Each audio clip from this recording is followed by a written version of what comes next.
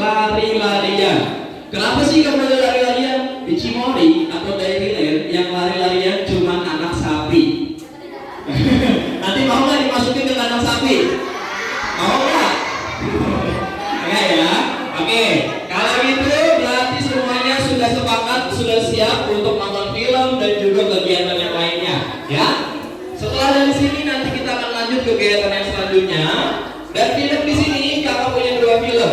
Yang pertama adalah film tentang pengolahan susu dan yang kedua adalah film tentang pembuatan coklat Chocomori. Jadi selama film yang berlangsung teman-teman dimohon untuk memperhatikan dan kalau ada pertanyaan nanti boleh ditanya sama kakak. Oke, sudah siap? Oke, ketika filmnya berlangsung sudah tidak ada suara lagi ya. Oke, kalau gitu kita langsung aja nonton film yang pertama.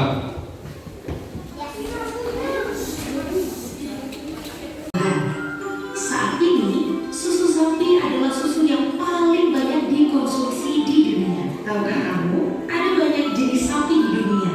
Ada sapi Bali, Jersey Guernsey, Beef Master, sapi Madura, sapi Friesian Holstein, dan masih banyak lagi. Dari banyaknya sapi yang ada, kemudian dibagi lagi menjadi dua jenis, yaitu sapi perah dan sapi pedaging. Untuk sapi perah, sebagian besar adalah jenis Friesian Holstein karena dinilai dari hasil susunya paling baik. Sapi mulai menghasilkan susu saat beranak dan susu diberikan untuk si pedaging. Untuk menghasilkan susu yang berkualitas, sapi memerlukan makanan yang baik, rumput, dan konsentrat. Tahukah kamu, sapi memiliki 4 perut loh, yaitu rumen, retikulum, omasum, dan abomasum. Rumen, sapi akan mempunyai makanan untuk kali yang pertama, menelannya dalam bentuk bolus atau gumpalan-gumpalan dan masuk ke dalam rumen. Dalam rumen terdapat bakteri dan protista yang mencerna selulosa menjadi karbohidrat yang lebih pendek. Setelah dari retikulum, makanan akan dikeluarkan ke mulut kembali untuk dikunyah lagi agar lebih mudah dicerna. Omasum, makanan kemudian ditelan kembali menuju omasum dan kandungan air dalam makanan akan diserap. Abomasum, makanan kemudian akan masuk ke lambung terakhir sapi, abomasum. Di dalamnya akan terjadi pencernaan secara enzimatis dengan enzim-enzim yang dihasilkan oleh sapi sendiri. Setiap harinya, sapi bisa menghasilkan 20 sampai 40 liter susu loh, atau sama dengan 6.000 liter per tahun. 6.000 liter itu yang akan menemani pembentukan buku ini kepada kalian. Halo, sudah siap mendengarkan cerita kami? Yuk kita mulai.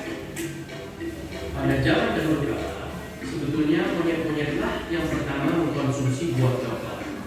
Monyet, wah, enak dong monyetnya. Betul, monyet-monyet tersebut memakan daging buahnya, namun bijinya dibuang. Tahukah teman-teman bahwa pohon coklat ditemukan pertama kali oleh suku Aztec di Amerika Latin 4.000 tahun yang lalu. Pada waktu itu, coklat dikonsumsi dalam bentuk minuman, bukan coklat padat seperti yang kita kenal hari ini. Betul, dan waktu itu coklat sangat berharga nilainya, sehingga hanya dapat dinikmati khusus oleh kalangan bangsawan suku Aztec. Bayangkan saja, dengan membarukan 4 biji coklat, mereka sudah bisa mendapatkan seekor kelinci. Konon Raja Montezuma dari suku Aztec suka sekali dengan minuman coklat. Bahkan, Raja bisa minum sampai dengan 50 gelas dalam sehari loh. Wow, apa rasanya ya minum 50 gelas minuman coklat dalam sehari? Pasti kembung.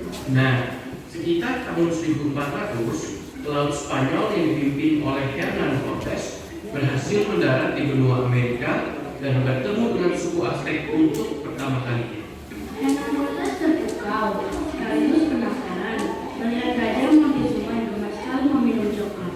Maka dibawalah buah coklat oleh para pelaut tersebut dalam perjalanan pulangnya ke benua Eropa. Indonesia. Kita buka halaman berikut yuk teman-teman. Asal mulanya tanaman coklat masuk Indonesia ternyata bersamaan dengan masuknya bangsa Belanda pada zaman penjajahan dulu. Dan bagi yang belum tahu seperti apa bentuk tanaman coklat, ini dia. Kalian pernah menyangka tidak bahwa bentuknya seperti ini? Oh, ada yang jatuh satu tuh. Oh iya, kalian tahu bahwa satu pohon coklat seperti ini hanya dapat menghasilkan bubuk coklat sebanyak 1 kilo per tahun? Iya, tapi hari ini Indonesia tercatat sebagai penghasil coklat terbesar ketiga di dunia loh. Betul banget Mr. Chokomori. Karena itu, kita harus bangga dengan produk coklat dalam negeri. Rasanya nggak kalah kok. Contohnya Chokomori. Jadi adu deh. Oke deh, nanti teman-teman cobain ya. Om Axel, aku baru dengar nih, ternyata bumbu dari coklat dari tanaman itu yang diproses adalah bijinya ya. Yes, dari buah coklat dibelah dan diambil bijinya. Lalu, dilakukan proses fermentasi selama 5 hari. Biasanya di bawah daun pisang. Setelah itu, bijinya dijemur sebelum diproses lebih lanjut.